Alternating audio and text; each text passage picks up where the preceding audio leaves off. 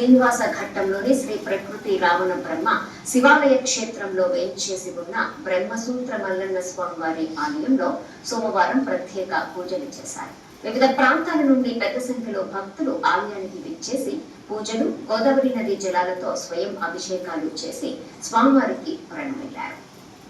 అనంతరం వైజాగ్ వాస్తవ్యులు గ్రంథ కొండలరావు కుటుంబ సభ్యులు సోములమ్మ, వరలక్ష్మి, వీరబాబు, సతీష్ కుమార్, పైడిరాజు తదితరులు భక్తులకు అన్నప్రసాద వితరణ చేశారు.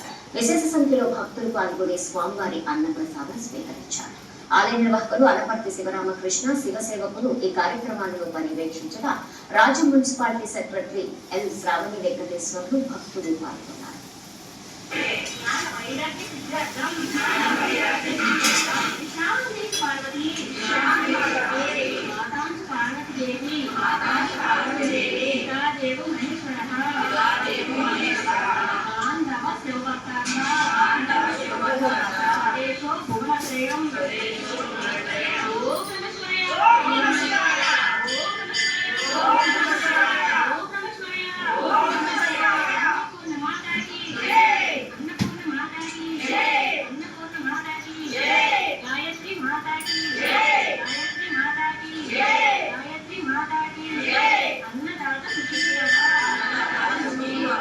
अन्नदाता सुखी भव